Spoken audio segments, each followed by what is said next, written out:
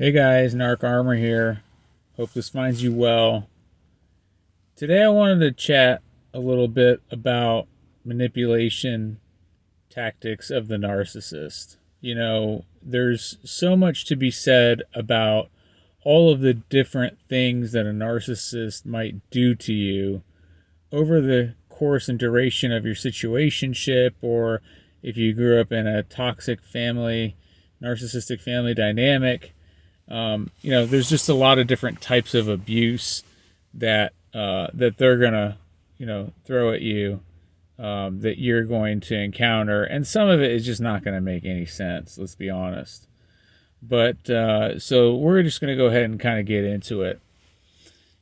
When you're dealing with, there's a couple different narcissist types, right? And I'm going to kind of outline some of the tactics that I've seen over the years as far as how these individuals, kind of attempt to manipulate you. The covert narcissist looks to utilize the silent treatment fairly extensively as kind of, because they weaponize it, right? And really what they're looking to do is to show you their dissatisfaction with, what it is you're doing, or what it is you decided, or if they're looking to get something from you and you've voiced maybe some form of concern or disapproval, well, they're going to go quiet and they're going to be pouty about it and they're going to hold out. Trust and believe that they are going to hold out and they are going to ignore you, right? Because they're kind of, they're pulling on and counting on the fact that you've got so much invested in them that they want to be able to, get you to be the one to break the silence and bring the peace, and effectively relenting your position so that they can ultimately get what it is that they want. And this weaponization of the silent treatment, can really be a lot of different things small, things large, in terms of, like, say, monetary things, financial gifts, things of that nature, the means to, make purchases that they're looking for that are maybe larger than, kind of your normal run-of-the-mill, goods and services that you're looking for on a day-to-day basis. And so they're going to make you feel like you've done something wrong as a result of denying them of what it is that they were after. This is a fundamental tactic in their arsenal in getting you to bend and break, right? And also getting you to forego your boundaries when, in a normal healthy dynamic, what you're doing is you're effectively setting the tone that, hey, I am going to be okay with this, or I'm not going to be okay with this.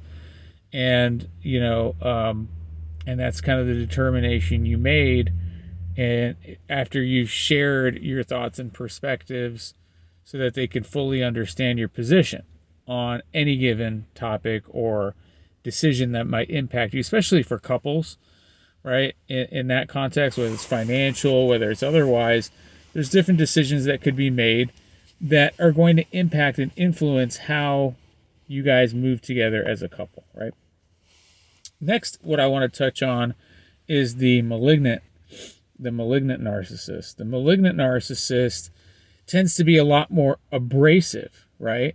And because they're a lot more abrasive, they are a lot more aggressive in their approach.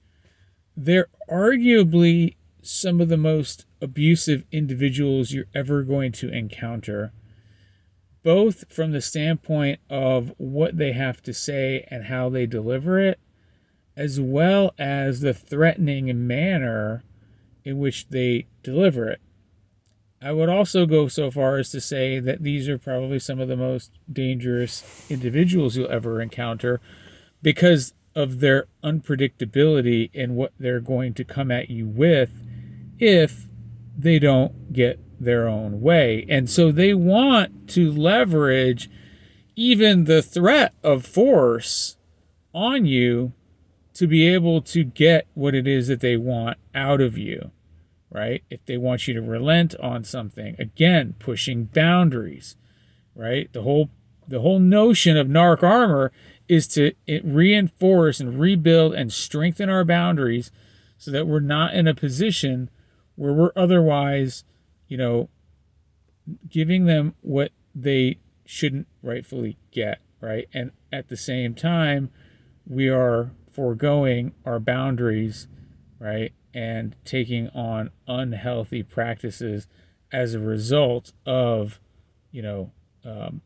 relenting to the narcissist. So keep that in mind when you're dealing with these individuals. The malignant narcissist will threaten you, and usually it may even involve some act of physical violence, against you, right? That again is intended to instill fear. They thrive off of creating and instilling and really kind of fanning the flames of fear inside their target victims. This is how they operate. This is actually how they get things done. And it's really important to understand that this is how they get things done in all aspects of their life. Okay? They are not sitting here looking to compromise. They're looking to basically assert their position onto others to get what they want. This is not a negotiation with them. It never is. And if it's met with resistance from you or others, right, that's when they fan the flames of fear and take on more of a strong, staunch stance against you, right, and attacking you on why you would do what you would do and how you would do what you would do. Whether or not you're right or wrong, it really has no relevance. In the totality of the conversation, that you're having with this malignant narcissist, right? And so they are particularly dangerous. And if you don't have to deal with one head on, or you can shut it down, walk away, right? Leave it alone. Obviously, protect yourself at all costs against these individuals.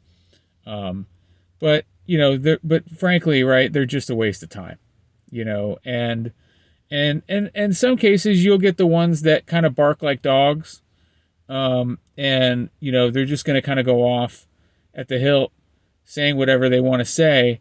But at the end of the day, if you don't give them what they want, they'll eventually move on to another potential target. And that's, again, generally how they like to navigate things.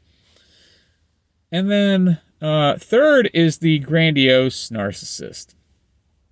The grandiose narcissist is really kind of a particularly interesting one as far as the manipulation tactics. They tend to want to manipulate others through, the